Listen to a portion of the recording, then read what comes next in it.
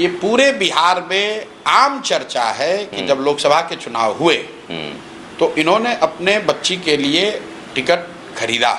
जिस दल में इनकी बच्ची, जिस दल से इनको टिकट मिला, उस दल के नेताओं ने बाकायदा प्रेस कॉन्फ्रेंस करके इस्तीफा दिया और इस ये आरोप लगाया। अशोक चौधरी जी जदयू के नेता हैं, इनकी बच्ची पॉलिटिक्स में है नहीं, लोकसभा के एमपी का टिकट मिलना ये साधारण बात नहीं है, वो भी उस दल से जिससे आपका कोई सरोकार नहीं है।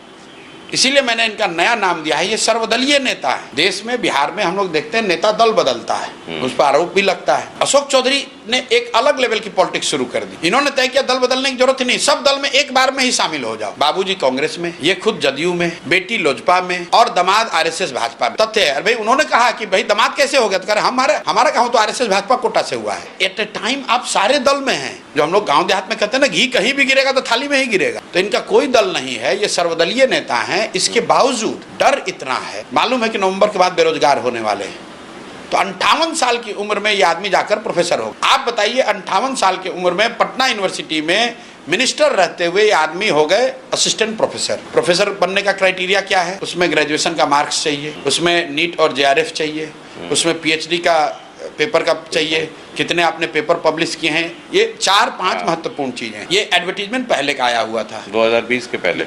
उस पहली बार में जेआरएफ का, नीट का जो वेट था वो करीब 20 या 30 था, दोनों मिलाकर। उसको घटाकर कर दिया गया 7, और पीएचडी का वेट बढ़ाकर कर दिया गया 30। अब भाई साहब, ये मिनिस्ट्री चला रहे थे कि पीएचडी का थीसिस लिख रहे थे? या इतने बड़े विद्वान हैं कि मिनिस्ट्री भी चलाते हैं और पीएचडी पर थीसिस भी इन्होंने लिख दिया? कहाँ से इन्होंने पीएचडी किया, किसके अंडर में पीएचडी किया, उसका कोर्स वर्क इन्होंने कहाँ किया है, जरा ये बताएं। और उसी पीएचडी के आधार पर इनको मिला है। ये मतलब आंख में धूल झोंक रहे हैं ये लोग, धूल भी नहीं झोंके, पूरा धूल ही से ढक दिया लोगों की।